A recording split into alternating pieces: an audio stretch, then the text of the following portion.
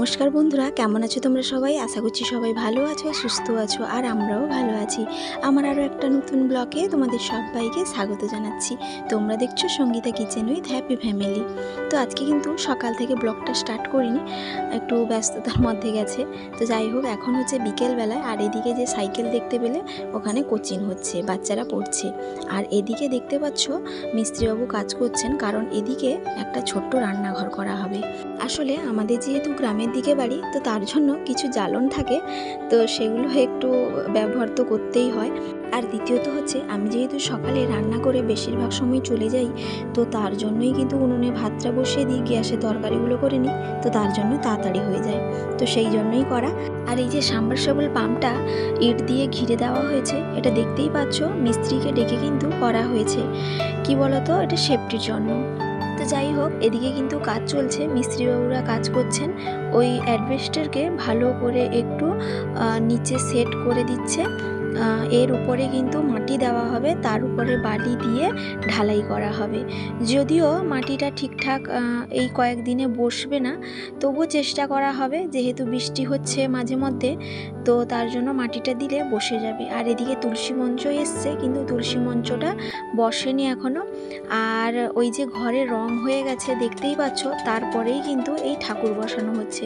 তোমাদের দাদাভাইকে অনেক দিন ধরেই বলছি যে রং করবে যখন, তার আগে ঠাকুরগুলো বসিয়ে নাও, তো ও এতটা গুরুত্ব দেয়নি। তারপর যখন রং হয়ে যায়, আমি ওকে বারবার করেই বললাম, তারপরে মিস্ত্রিবাবুকে ফোন করে ডাকলো। তো মিস্ত্রিবাবু কিন্তু বিকেলেই এসছেন, এইখানে পাশেই একজনের বাড়িতে কাজ করছিলেন, তো উনি বললেন ঠিক আছে, আমি তাহলে যাব, ওইটা বসিয়ে দিয়ে আসবো। যদিও কিন্তু ফাইনাল রংটা এখনো হয়নি, তবুও কিন্তু সাদা রংটা হয়ে গেছে। একটু তো অসুবিধেই হবে, এনাদের অসুবিধা না হলেও যেনারা রঙের কাজ করছেন ওনাদের তো একটু অসুবিধে হবে, কারণ সাদা রংটা অনেকটা হয়ে গেছে। তো যাই হোক, এদিকে কিন্তু অ্যাডভেস্টার দিয়ে ভালো করে ঘিরে দেওয়া হচ্ছে, কিন্তু কাজ ওনারা করছেন ঠিকই, কিন্তু আমাদের ঠিক মনোভূত হচ্ছে না। আসলে যিনি কাজ করতেন আমাদের বাড়িতে এই সব কাজগুলো, তিনি কয়েকদিন ধরে ভীষণ অসুস্থ, তো তার জন্য অন্য একজনকে বলতে উনি কাজ করতে এসছেন। আসলে সব জিনিস যে সব সময় সমানভাবে পাবে সেটাও ঠিক নয়, যেরকম পাওয়া যায় সেইটাকে একটু অ্যাডজাস্ট করে চলতে হয়। তো যাই হোক, ওদিকে কিন্তু কাজ হচ্ছে, আর এদিকে কিন্তু ঠাকুর বসানো চলছে। তো প্রথমে কিন্তু উনি মেপে মিডিলে কিন্তু স্বস্তিক চিহ্নটা বসাচ্ছেন ভালো করে। তো ঠাকুর বসানোর পরে উনি কিন্তু জলের একটা পাইপ দিয়ে দেখে নিচ্ছেন যে সব ঠিকঠাক আছে কিনা, মানে তিনটে জিনিস ঠিকঠাকভাবে বসছে কিনা।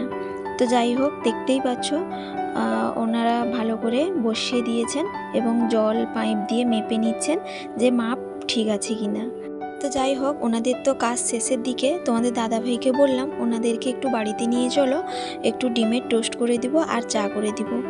তো ওটা করতে গিয়েছিলাম, তো একটা কাণ্ড ঘটেছে, তো সেই কাণ্ডটা একটু পরে বলছি। তো তারপর আমি বাড়ি চলে এসেছিলাম। এখানে দেখতে পাচ্ছ চিংড়ি মাছের মালাইকারি আলু দিয়ে হয়েছে, মাছের ঝাল হয়েছে, আর মাগুর মাছের ঝোল হয়েছে। তো এইসব রান্না দাদু ভাইয়ের জন্য হচ্ছে। তো যাই হোক, তারপরে তোমাদের দাদাভাই হঠাৎ করে ফোন করে বলল যে প্লাইয়ের লোক এসছেন, প্লাই নিয়ে, তো একটু দেখবে আসো। তো তার জন্যই কিন্তু আবার চলে এসেছি নতুন ঘরে।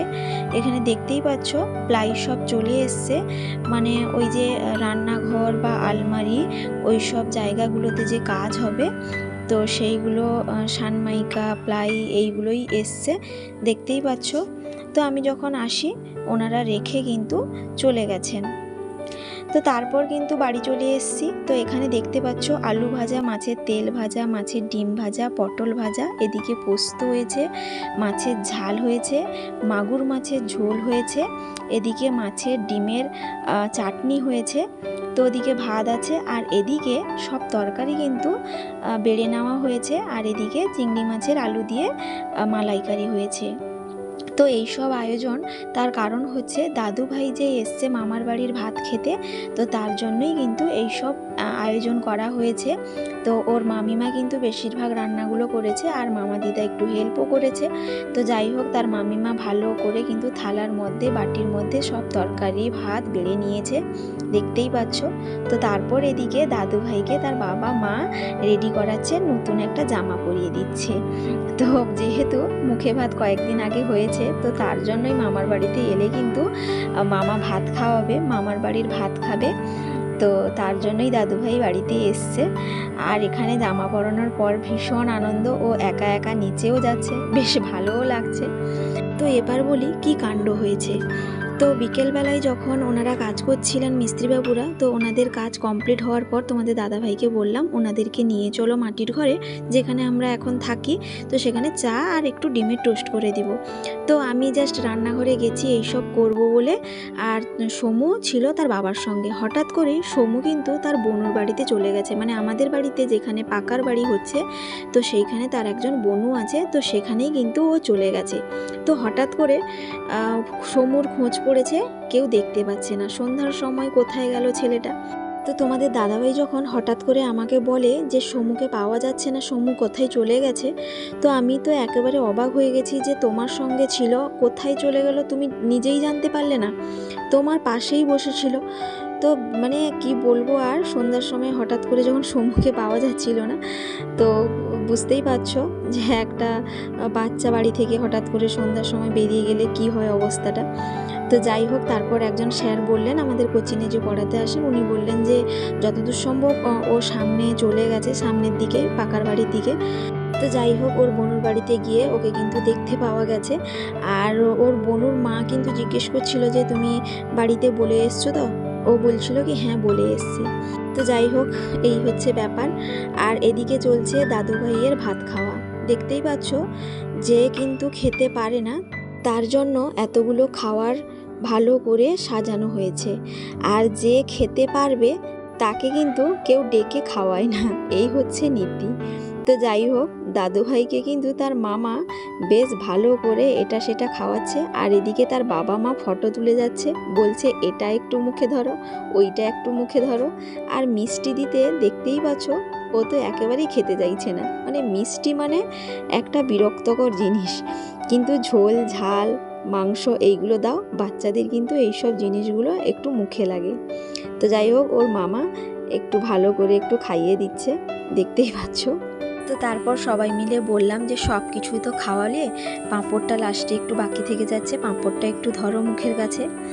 তো যদিও ও বাচ্চা, খেতে তো পারবে না, তবুও একটু সাজিয়ে গুছিয়ে নিয়ম অনুযায়ী দেওয়া হয়েছে। তো একটু তার বাবা মা ফটো তুলবে বলে সবাই বলা হলো যে একটু পাঁপড়টা মুখের কাছে ধরো।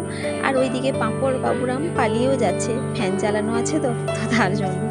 তো যাই হোক, লাস্টে একটু জল খাওয়ানো হলো। আর এদিকে সমু গেছে ওকে একটু শশা খাওয়াতে, যদিও ও শশা তো দূরের কথা, মিষ্টিও খেতে পাচ্ছে না, তো তবুও চেষ্টা করলো একটু খাওয়ানোর। তো যাই হোক, ও কিন্তু মিষ্টি জিনিসটা পেয়ে ওকে একটু বিরক্ত প্রকাশ করছে, দেখতেই পাচ্ছ, মিষ্টি তো একেবারে ও খেতে চাইছে না, মিষ্টি দই এইসব কিন্তু খেতে চাইছে না। তবুও তার মামা একটু জোর করে দইটা খাওয়ানোর চেষ্টা করছে, আর ওর মুখের কাণ্ডটা একবার দেখো কীরকম লাগছে। তো যাই হোক, খাওয়ানোর পরে সবাই মিলে বললাম যে মামিমাকে বলো একটু মুখ হাত ধুয়ে দিতে, মুখটা মুছে দিতে। তোর মামিমা এসে একটু মুখটা মুছলো, আর একটু তার মামা জল খাইয়ে দিচ্ছে। তো আবারও সবাই মিলে বললাম যে মামিমা মুখ মুছতে এলো, কিন্তু ও কিন্তু খাওয়ালো না। তো তারপর ওর মামিমা আবার ডবল এসে একটুখানি খাইয়ে দিয়ে মুখটা ভালো করে মুছে দিচ্ছে। আর তারপরে আমরা সবাই মিলে ইয়ার্কি করছিলাম যে মুখ মোছার জন্য বা হাত ধোয়ার জন্য পয়সা আছে কিনা। তো তারপর তার মামা দিদা একটা রুমাল বের করে দিল, আর তার মামিমা ভালো করে মুখ মুছে দিচ্ছে।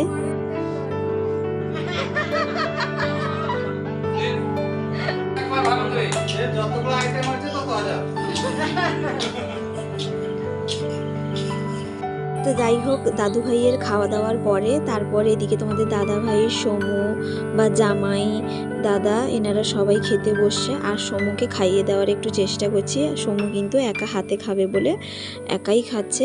আর চিংড়ি মাছটা ও খেতে পছন্দ করে, তো তার জন্য ও একা খেয়েছিল। তারপর সমুর খাওয়া হয়ে যাওয়ার পর ওই থালার মধ্যে আমিও নিয়ে নিয়েছি, যদিও বড়দি আলাদা থালায় দিয়েছিল। আমি বললাম যে আর থালা করতে হবে না, এতেই আমি নিয়ে নেব। তো সমু প্লেটে খেয়েছিল, সেই প্লেটে আমিও খেয়ে নিচ্ছি। তো অনেক কিছু আইটেম হয়েছে, দেখতেই পাচ্ছ। তো যাই হোক, খাওয়া দাওয়ার পরে দাদু ভাইকে নিয়ে আমার ঘরে এসছি, ওকে একটু শুইয়ে দিয়েছি। সমুও বেশ আনন্দ উপভোগ করছে, ও আনন্দ পাচ্ছে। ও কিন্তু ভালো একটু গদি বিছানা পেলে আনন্দ পায়, তো তার জন্য নিয়ে এসছি। তো যাই হোক বন্ধুরা, আজকের আমার এই ব্লগটা কেমন লাগলো অবশ্যই কমেন্ট করে জানাবে। যদি ভালো লাগে একটা লাইক দিতে ভুলো না। আর যারা এখনও সাবস্ক্রাইব করোনি প্লিজ একটা সাবস্ক্রাইব করার অনুরোধ রইল। আর যারা অলরেডি সাবস্ক্রাইব করে দিয়েছো তাদেরকে অসংখ্য অসংখ্য ধন্যবাদ। তো সবাই ভালো থাকবে, সুস্থ থাকবে, আবারও দেখা হবে।